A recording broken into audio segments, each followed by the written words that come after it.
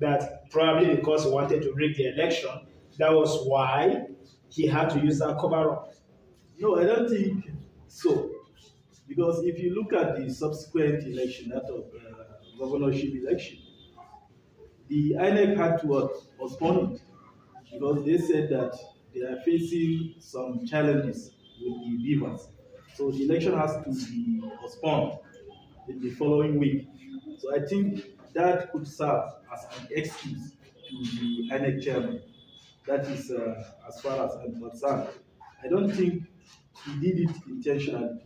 You know, our country, things are not moving well. All right, let's talk about religious. Let's talk about religious politics.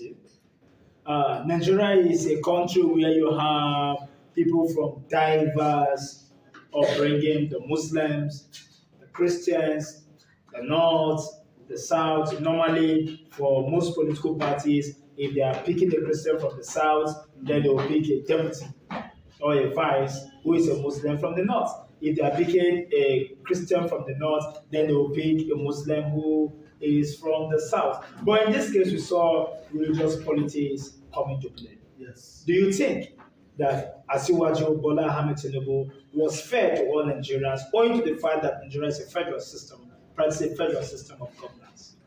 Well, looking at what transpired between APC and the other political parties in terms of choosing the vice president, as you have just rightly said, Nigeria is a diverse society. It comprises so many religions, so many tribes, so many ethnicities.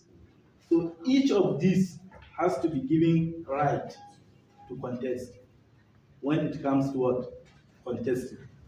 So if you look at what APC did, for me, and as far as Nigeria is concerned, that one is not fair enough, because Muslim, what do we call it, candidates can cause chaos in the country, just like what you have experienced in the recently concluded election.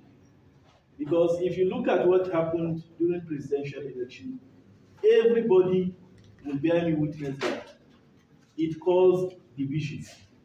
There was a division in the country. Virtually 90% of Muslims voted for Bola Tinubu, while 90% of Christians voted for Peter Obi. But where are you living? Where are you living at Atiku? Because Atiku also had a good number of Christians that voted for him, because probably because of his vice. Yes. He had people that voted for him. He even won some of the southern states. Yes. Yeah. Of course, it's because of that. We have already. And then also there were some Christians that voted for Asiwaju. But they are not. Just like there were some Muslims. Yes. That voted for Peter. For Peter Obi, yes. Just like there were some Muslims that voted for exactly. They voted for Peter Obi probably because of his fight. And there were some Christians that voted for Atiku because of his fight. And there were some Muslims that voted for Atiku because of Atiku himself. It's true. Do you think this kind of politics should continue in this country? No. I am not in support of this kind of politics, because, as I said initially, each ethnic group, each religion is supposed to be given chance to contest, and is also supposed to be voted for, irrespective of your religion, your tribe, your ethnicity. So long as you can deliver, then you should be voted for. That is my own belief. That is my own philosophy. Once a candidate can deliver, we shouldn't look at his religion, his ethnicity, and what have you. We should all vote for him. So what's your advice to youths? Because youth really came out this time around to vote. We had over 90 million people that registered for this election. What's your advice to youth in the subsequent elections? Well, my advice is that youths shouldn't be they shouldn't be brainwashed by the so-called politicians, because some of these politicians, It is only when the politics come, that is when they know that they belong to a particular tribe or belong to a particular religion. They will go to mosques, to churches, telling them that you should vote for me because I belong to you. But as soon as they are voted for, you'll never see them until after 4 years when they want to compass again. They need support. They will come back to you and ask you to vote for them. So my advice to them is that they shouldn't be brainwashed. Let credibility work.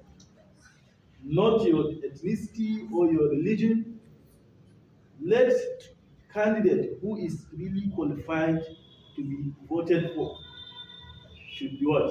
Voted for, irrespective of his religion and ethnicity. So youth should wake up from their slumber and know the right person to be what? Voted for. That is my advice to them. All right, thank you so much, Mallam Shehu Khalid Kontagora. You've just heard from Mallam Shehu Khalid Kontagora. He said, let credibility be the watchword. As we are gradually approaching towards the 2027 election, because politicians have already started preparing right from now towards the 2027 election. So let's have this mindset that credibility is what we want. With credibility, Niger State, Nigeria will become a shining star among other nations. Thank you so much, because we strongly believe that if we work together, we'll be able to achieve together, and we will be able to harness the resources in the north, the resources in the south, put them together, and Nigeria will become a very great place that each and every one of us will be proud of. I am Comrade Ibadin John, bringing you the program Voices for Sane Minds.